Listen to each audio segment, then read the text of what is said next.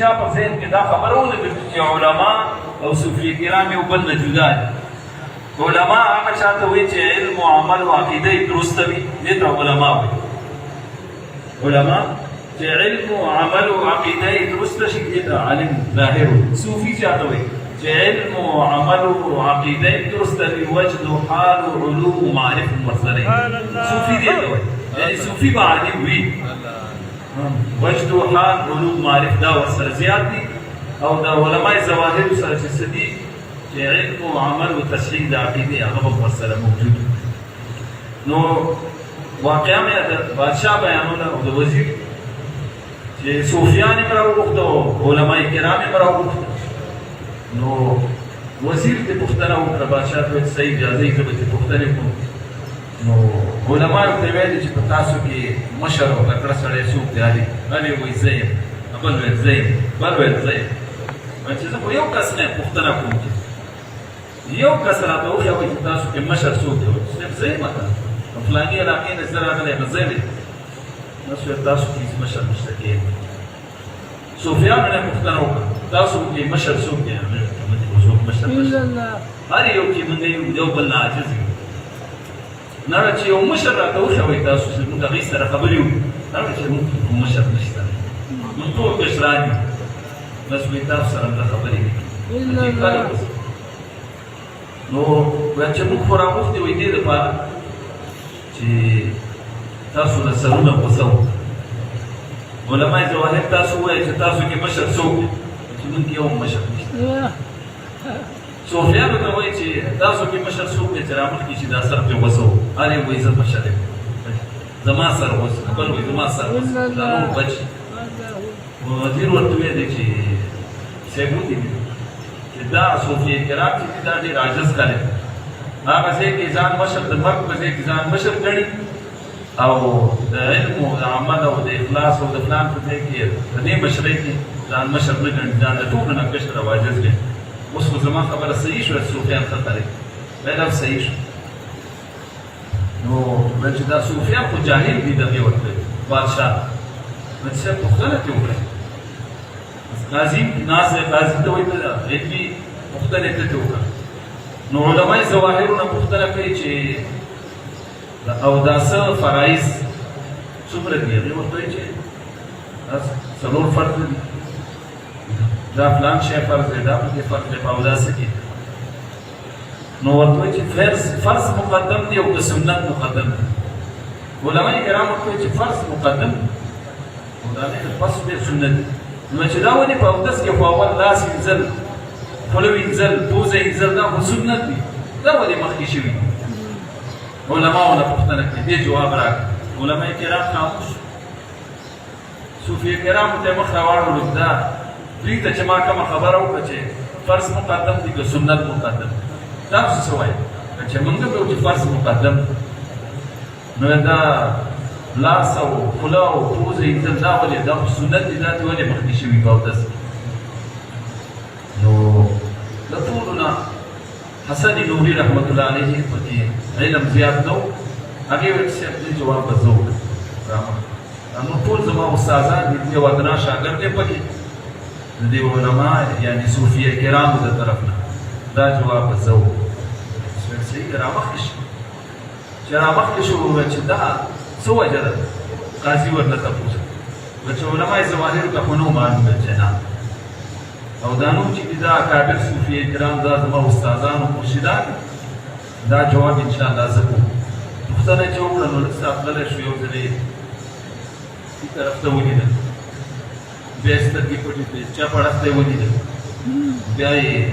زړه اړخ ته متوجه شو، بس ویل اوس جواب پیدا شو. ویل څنګه؟ دې فرشتې نه مې کرام کاتبین فرشتې چې دي د ښې موقعې د فرشتې نه مې پوښتنه وکړه چې دا څه وجه ده په اودس کې سنت مخکې دي؟ نو دې ویل چې ما ته هم پته نشته. د دې بلې فرشتې نه مې پوښتنه وکړه چې دا سنت ولې مقدم دي دلته؟ نو هغه هم خاموش وایي چې ما ته نه راځي. نو نبي علیه الصلاة والسلام فرمایي استفت قلبک وان افتاک المفتون، د خپل زړه نه فتوا واخله، اګر که مفتي فتوا درکړې وي، خو د خپل زړه نو خپل زړه نه مې چې فتوا واخیسته، نو هغه راته ویلې چې د اوبو د درې صفته دي: رنګ، خوند، بوی. رنګ خوند بوی دا رنګ او خوند او بوی چې برابر په دې باندې اودس دي نو دې لاسونو کې به یو ځل دا اوبه راواخلي دا رنګ به وګوري چې رنګ یې صحیح دی بیا د هغې نه پس به یې خولې کې واچوي چې خوند یې صحیح دی بیا د هغې نه پس به یې پوزه کې واچوي چې بوی یې صحیح دی نو دا درې صفتونه چې برابر شو د هغې نه پس بیا مخ اینځل فرض د دې فرایضو لپاره دا وجه ده چې دا سنت دلته مقدم دي د دې وجې نه چې رنګ خوند بوی د اوبو معلوم شي نو د هغې نه پس به بیا فرض اودس شروع شي نو قاضي د بادشاه تپوس کوي وزیر پرې تپوس کوي دا کوم کتاب کې شته هغه چې یو کتاب کې هم نشته دا د کوم ځای نه کومه ما د زړه نه فتوا واخیسته غلطه ده او د عقل سره مطابق خبره ده نو راځو خبره وکړي ګران مقصد مې د اتفاق او د اتحاد او صوفیه کرامو کوم عاجزي چې ده هغې کې باره کې وه نو الحمدلله خدای پاک تاسو ته ټول ته عاجزي درکړې ده او اختلافاتو نه الله جل جلاله ساتلي اوسي او یو اختلاف دی یو خلاف دی یو غیرت دی نو غیرت په صوفیه کرامو کې او مقصد د غیرت نه بل شی چې د یو مرید بل خلیفه ته ورغی او چې د یو پیر مرید بل پیر ته ورغی په دې باندې غیرت ورځي او انوار قدسیه عبدالوهاب شاهلندي رحمت الله علیه فرمایي چې په دوه کشتو باندې خپې څوک نه ږدي کني وبشلېږي پوه شو نو فیض اخیستل توجه اخیستل دا شی نه برحق دی په ځای اشتری چې د هر شیخ د هر خلیفه د مبارک صاحب دی نور مشایخ دي دا به ټولو صحبتونو ته په نیت باندې تلل صحیح دی خو بیعت چې د چا نه چا کړی و باید اسباب د هغې نه چا ته قاضي ثناء الله پانیپتي رحمت الله علیه تپوس کړی دی چې بعضې خلک دي چې خپل شیخ د ټولو اولیاؤو نه بهتر کړي او بعضې دي چې هماغې خپل دور کې د ټولو اولیاؤو نه بهتر کړي نو دې کې څه خبره نو دا د هغوی نه بهتري چې د ده د فایدې دپاره بهتر دی د ده د فایدې دپاره بهتر دا نه دی چې هر شیخ زمونږ شیخ د څوک دی یو خلیفه صاحب د چا شیخ دی دا نه چې د ده نه بهتر به نه وي خو د ده په حق کې او د ده د تربیه دپاره دې دا سوچ کړي چې د ده زما د تربیه دپاره د ده نه ما ته بل څوک بهتر نشته دی اگر چې د ده نه بهتر نور وفوق کل ذي علم علیم شته دی خو مقصد مې دا دی خبرې اوږدې ګران چې کومو کسانو دلته مثال زه کله راغلم او بیعت یې وکړو ما سره نو بیا دې د رحمان صاحب نه نور سبقونه بدلوي د دوی صحبت ته دې راځي د نږدې نو هره جمعه دې راځي او لرې ځایونو کې په ماهانه څه پروګرام وي او یا میاشت کې راتګي هفته کې راتګي نو مثال ما نه چا دلته بیعت وکړو په دې مدرسه کې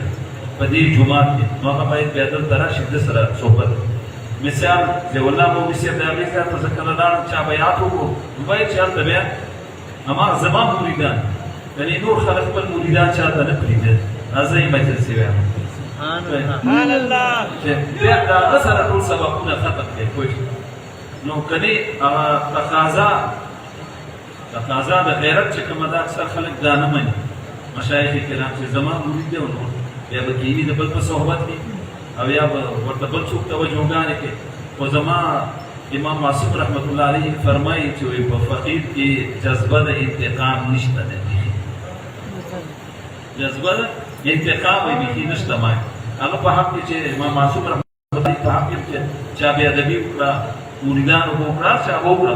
نو هغې په جواب کې ویل په انتقام فقیر کې وایي جذبه د انتقام نشته نو په ما کې جذبه د انتقام نشته تاسو ته خبر درکړم خو دا مقصد د ده چې کوم کسان بیعت کړی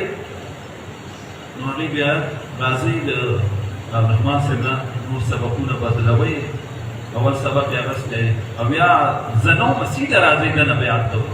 ضیاء الله مولوي صاحب دی نور مولوي صاحبان دي په خپلو خپلو مساجدو کې چې هغوی صحبتونه کوي د مبارک صاحب په وخت کې هم دا لګوم په همدې بندو کې باچا صاحب په نامه بیا ورپسې د دوی نیکه مبارک وپول کړو هغه هلته و دلته بل چا کولو هلته ظفیر ګل صاحب کولو دارو کې باچا صاحب کولو مختلفو ځایونو کې د مبارک صاحب خلفاو صحبتونه ټول یو بل سره شیر و شکر و محبت یو بل کې پایو نو فلهذا وسم دسې وکړئ یو بل سره اتفاق اتحاد یا څه معامله چې راوړه ټول په اتفاق سره اوسئ او لیکن مریدان چې دي د هر چا نه چې بیعت کړی و باید د مال سره به سبقونه بدل کړي یو هغه دی چې دا په علم ظاهر کې دا دی یو شاګرد ته سبقونه استاد وایي خو استاد وایي زه چېرته ځم نو بل استاد څه وایي چې دې ته بیا سبقونه وایه د علم ظاهر په شان کار که هغه خپل شیخ اجازت ورکړو هغه مرید ته او یا یې بل خلیفه ته وایي چې زه ځمه دومره زمانه دومره میاشتې نه یم زما د مریدانو تربیه کوه دې ته سبقونه بدلوه نو هغسې هم کېدی شي جایز دي صحیح خبره ده خو زه خپل ذات په حق لرم چې دلته ما نه څوک بیعت وکړي لکه په دې مسجد کې نو هغوی دې بیا راځي د رحمان صاحب سره دې نور سبقونه بدلوي انشاءالله حبیب الله صاحب ته وکړو هغه چې هغه نشته دی د هغه په ځای باندې رحمان صاحب دلته د هغوی نایب مناف دی زما رب نه ورته څلورو طریقو اجازت هم ورکړی دی او څوک بیعت کول غواړي د علاقې خلک د نورو ځای نه راځي بیعت هم کولی شي او ما نه چې چا بیعت دلته په دې مسجد کې دلته کړی دی نو هغې کسانو ته اجازت دی او تاسو ته اجازت دی چې هغوی ته سبقونه بدلوئ د هغوی تربیه کوئ توجهګانې ورته کوئ او اول ابتدا کې خو عالم صاحب هم چې هغه چې منبر ته خېږي خپې لړزېږي اواز یې لړزېږي نو د دې لارې کوم چې دی اول څه چې چا ته سبق ورکړي هم ورخطایي خو فلهذا دا درخواست دی تاسو خلفاو نه چې هغوی په ترتیبوار باندې اسان لګه دی خو لیکن هغه ټایم کې ورخطا کېږي چې دوه ګوتې لاندې د قلب مرکز د قلب دی دوه ګوتې لاندې د خیلا دی مثال روح دی دوه ګوتې د ښي ګستې نه دوه ګوتې پاس مثال سر دی او داسې د ښي نه دوه ګوتې پاس خفي دی او دا څلور لطیفې د ښه سوچ وکړه چې د دې منځ کوم راځي د دې څلورو واړو منځ چې کوم راځي نو مثال دا دی اخفا ده د کوم ځای نه چې ویښته راشنه کېږي دا نفسي دی او د سر منځ چې دی دا قالبي دی نو بعضې خلک زموږ ورخطا کېږي مختلفو ځایونو باندې ګوتې دي یعنې تیزې توجه والا خلک داسې شته دي په سمنګان کې یو قاري صاحب و هغې یو کس د قاري صاحب په خوا کې یو بل خلیفه صاحب ناست و هغې چا په سبق بدل کړو د سبق یې بدل کړو پرېږدي چې دا روح دی نو دې تشي سره یې ورته ترخ سره یې ورته ګوتې کېښودې نو صالح ویل ما ته تپوس وکړو چې ما ته تا دې غلط سبق درکړو دا لطیفه دې ځای کې نشته دی نو چې قسم په بالله دا ځای مې جاري شو اگر غلط ځای باندې ښه دی قسم په بالله وی راته ویلې چې دا ځای اوس جاري دی حرکت دی نو زه څه وکړم دا هغه غلط رنګ راکړی دی نو د اولیاء الله توجهات چې دي چې فاسق و فاجر او ګمراه کوونکي نو هغوی ته عروجات ورکوي خو هغه ازلي بدبخت وي نو هغې عروج کېږي کافر ته چې وکړي دا هغه هم عروج کېږي خو اسم مدل ته کېږي الله جل جلاله اسم مدل بېرته ګمراهۍ ته بیا راوړي او مسلمان او صحیح عقیدې والا یې چې کوي د هغې عروجات کېږي اسم حاجي ته په هدایت پاتې کېږي نو خبرې اوږدې ګران الله جل جلاله دې حاضرین مجلس چې څومره کسان ناست دي الله دې زموږ د زړونو مقصدونه پوره کړي واخر دعوانا الحمدلله